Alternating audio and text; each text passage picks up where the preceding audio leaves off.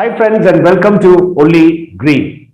Hailing from Kolkata and a banking professional, Grace Marian Rani is a wildlife enthusiast and a bird photographer. She got into this passion of birding and bird photography about 5 years back, and she captures and documents the beauty of nature and wildlife, especially birds.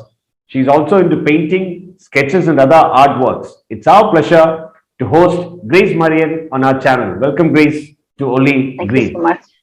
Thank you so much. That is Okay. a very overwhelming welcome. Okay. Now, being in the banking industry, how did you develop this passion for photography, especially bird photography? And can you throw some light on your journey as a bird photographer? Okay. Banking, I would say, enabled me to get into this because I was initially working in Bangalore for a recruitment firm, and then later I got this opportunity to join a nationalized bank, and that was just immediately after my marriage. And they placed me in such a place which was about like 14 hours from journey from my husband's place. So I was Okay. staying alone, and so I had quite some time after office and even in the mornings. So initially, I was into paintings, glass paintings, and sketches, more into that. Slowly, I had a camera earlier, point and shoot camera, so I used to click pictures here and there. But then what happened is, in the mornings, I'm always an early riser, so I used to go to the terrace and I used to see these birds. Then I wanted to click the picture. So Okay. that's how actually I started core into birding as such. Yes, from the beginning, I had this liking towards nature. I used to click sunsets and all those things were there. But birding, especially, started right there from the terrace. So I used to, go to the terrace and used to watch these birds. And I used to stay in a paying guest. So that auntie used to feed the birds. Now I know how wrong it is to give human food, but then that time I used to see her giving the food, and then those birds used to come. There used to be some beautiful birds which I had never seen before, like these sunbirds, the chestnut starling, even the magpie robin. We maybe I've seen, but we have never noticed them earlier. This was the time, I used to early mornings. I used to watch them, and then I thought of, why not take out my that small camera and picture it. Then Okay. I started capturing those birds. Okay. And when did it actually happen to set in as a serious passion? Uh, Post that, I had a friend, a few friends, and one of them used to send me some pictures of, kites and birds. Whenever he used to go to his village, he used to click pictures and he used to send it to me. And then, you know, and he had this big camera. So I also thought, I should also get a DSLR. I click these birds, so I should click from my DSLR. Then I got my first DSLR from Nikon, and then I started shooting. Then again, it was just in the morning, go to the terrace, click, come back. It was limited up to that. But after 3 years, I got transferred to Calcutta, to my husband's place, and there again started with the terrace again. And then I had this thing, I used to see others' pictures, very clear and close pictures. So I didn't have those zoom lenses. So then I decided I should go for a zoom lens. So there, and once you get a zoom lens in your hand, you get addicted. It's as simple as that. That clarity, that closeness, you just fall in love with it. Okay. Now, I mean, being in this journey for such a long time, maybe half a decade, from your experience, what do you feel are the basic ethics that one should follow as a bird photographer? Uh, Core personal feeling which I feel is, we should take pictures, okay, but we should not disturb them too much. Like, even if there is the rarest of species, uh, I have seen people crowding up a lot for that. Even I go to those places. I would not deny that. Okay, there's some new species, I should also go. But I go there, I click like decent 5, 6, 7 matlab 2 minutes, 3 minutes, and then I get back. People stay there for hours. I've seen, especially in Kolkata, I've seen this a lot of times. People stay from morning till evening, and it creates much of a chaos.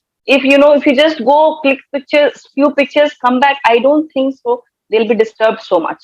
But if the whole crowd is standing from morning till evening, definitely it will get disturbed. Its regular habitat will be disturbed. So So, that I is one mean, big concern which I feel, the upcoming wildlife photographers should keep in mind. to give enough space to the subject is what you Exactly. feel. Yeah, not to Space and do disturb not the. disturb. I mean, whenever we're clicking, no, especially these zoom lenses and these latest cameras, they have the sound. That sound also Okay. distracts them. So even if Okay. you're maintaining a bit of a distance, if you're crowding up so much, their habitat is disturbed. And it's like, I'm telling you from my experience, like it has happened like 3 4 times. There have been some rarest of species which are not usually seen in the cities, have been seen in Kolkata, and because of people crowding up so much and doing this, within 2 days the bird is gone. Okay. Now, I've seen two of your photographs. I mean, one Okay. is a bird in the backdrop of the sun, and the second is a kingfisher Correct. sitting on a kingfisher bottle. Okay. The first one which you're talking about, the bird on the backdrop of the sun, that was like quite in the initial phases. I think that was around 2017 when I clicked that. That was my starting phase Okay. on my terrace from Calcutta, and I was just clicking some birds. Then I noticed there was this bulbul, red-vented bulbul, Okay. sitting right, like there's one opposite building, and there's a bamboo, and on that bamboo it was sitting, and the sun was just setting down. So I could see the sun coming down. I was thinking, like, how nice it will be if the sun comes down right there and the bird is still there. Okay. Okay. And I kept waiting for that. I was waiting, bird flew away. But luckily, when the sun came little down, again that bird came and sat there. I almost waited for half an hour, but Okay. I could get that shot, and I was very, very happy. That was the first time I had taken a proper shlout shot. Okay. Okay. And the other one, a kingfisher Uh, sitting on a kingfisher yeah, bottle. that actually, there's a place called Purvasthali, very close to Kolkata, I think about 120 kilometers. So there, during winters, a lot of migratory birds come in, and these kingfishers are like very, very common there. There are a lot of kingfishers in that particular area. So what happens is, every winter, people come to click photographs. I think somebody had set up that, bottle on the bamboos which are stuck in the water. So it's your luck if you have the right timing. The kingfisher comes and sits on that bottle. You know, you're lucky enough. I went like, well, first time also I went. That bottle was there. I couldn't get it. The second time I went, I could get a shot. Okay. Can you also touch upon some of the recognitions that you've got? Recognitions, nothing so major, but yes, I've always wanted to be featured on the National Geographic page. So that has happened thrice now. And I've also received messages from BBC Earth, and that's still to be posted. Then Nikon Asia was a big breakthrough for me. Nikon Asia featured some of my photographs, I think 3 or 4 times now. So those were like kind of boosters, that they encourage me to do even better. And Nothing much to talk about, but that is being too humble. I mean, these are major achievements. Okay. Okay. Now you have traveled to a lot of places also for birding and bird photography. I mean, uh, in those trips, I mean, which are the places that you think are the best or the exotic locations for bird photography? to be very, very frank, I have barely been to places outside West Bengal. I have only, whatever my pictures you see are either from Kolkata or from North Bengal, which is the Darjeeling Hills area. So that is, I have still, I'm yet to explore outside West Bengal. And this year I have some plans. So Okay. I'm hoping I could explore. And then I would be, it will be wise to compare those places. For me, hills are always the best. Be it North India, South India, love with Okay. hills. Yeah. And talking about these travels, birding trips, and all. I mean, there'll be some moments that you'll always cherish, some unforgettable moments. Can you touch upon some of those moments that you've gone Okay. through? Would say the first time. I told you I used to shoot in Calcutta, Purvasthali, which is close by, and just nearby places. The first time I could go out was Gajol Doba, which is nearby to Siliguri, which is a one night journey from Calcutta, about 12 hours. Okay. So that was the first time uh, in the boat, seeing all these beautiful migratory birds and the backdrop is like you have the hills and the waters, the blue waters. So it's like really very, very, very beautiful. And we went far to search for one bird, which was common merganser. So we went far, far off just to get a shot of that, but it's not very easily to be captured. Yeah. So that was one moment I'll remember always. Gajaldoba, the entire trip actually was beautiful. This wildlife photography usually starts off as a passion, then it slowly moves into a passion Especially. which through which you're trying to convey something. And if there Okay. is a message that you're trying to convey through your images, I mean, towards the protection of our environment, we talk about in Fully Green, we talk about keeping the world greener for our future generations. If there is a message that you're trying to Right. convey through your photographs, what will that be? See, I have this strong liking towards these colorful birds, and what I feel is unless and until we can keep the environment clean, we will not be able to see these birds.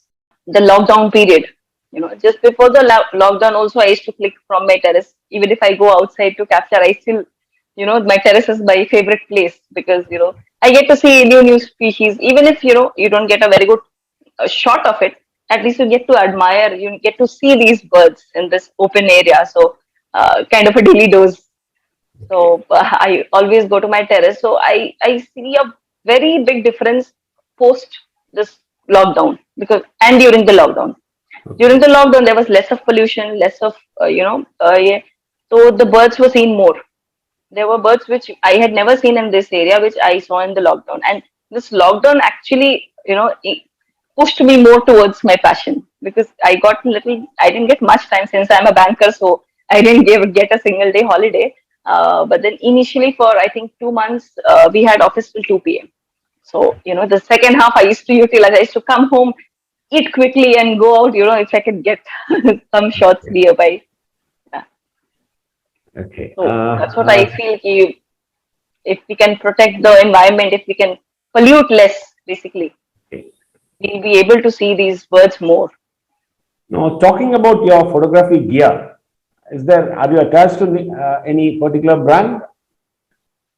I just have one camera, which is Nikon D500. I had my old camera also. I somehow don't feel like selling it. My first DSLR, that was D5200. That is still there with me. I use it very rarely, but then I still keep it. And apart from that, I'm using my Nikon D500 with 200 500 zoom lens. So everyone suggested that is the best. So Okay. I went in for that. I cannot afford two cameras, so I have only that. Okay. I mean, keeping that gear part away, I mean, what will be your message to, there are a lot of young enthusiasts, aspirants coming into this wildlife photography, bird photography and all. What will be your message to them? I mean, okay, gear, camera is a requirement, but then that is Right. not the first requirement. You need to have developed that passion and move forward. I mean, what will be your message for them?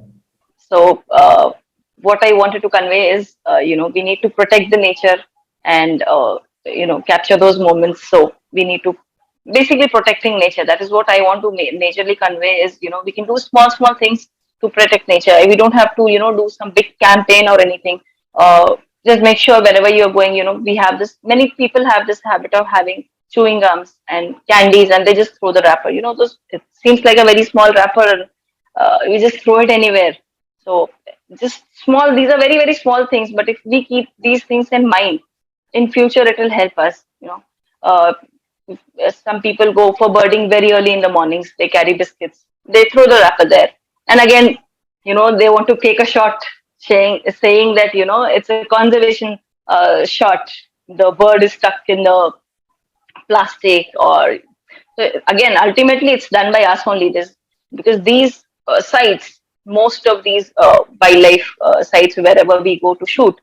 We are the ones who are going there most, Correct.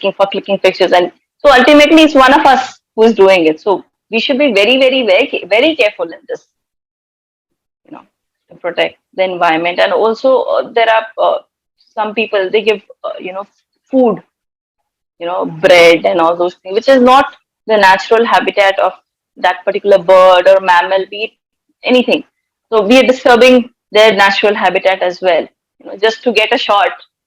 We do this. So that is somewhere, we need to relook on our principles.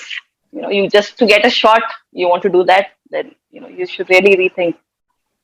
Yeah, the message in a nutshell is, I mean, the passion for the nature is has to be bigger than the passion for the photography. Your love for Yes, the nature, your passion to keep the world a greener place should be more than your yes. passion for the photography. You should somewhere have in mind the conservation part. It's very, very important in every aspect, not just wildlife photography. Even if you're a nature lover, or even if you're a normal person, if earlier people were not so sick always. These days there are so many diseases, so many things. It's all because of these pollutions and things we're not able to keep up with. So if we think, whenever we are going out of our houses or within our houses, if we have this little bit of mindset that, we have to conserve this, our future generations should, enjoy this. And so that should be in the mind. Okay. Thank you. It's been great talking to you. I mean, uh, taking us through your journey as a photographer, your journey as a nature lover. Thanks a lot, and wishing you all the very Thank you. best. I mean, hoping and wishing to get more recognitions, more awards in your way Thank you down. so much.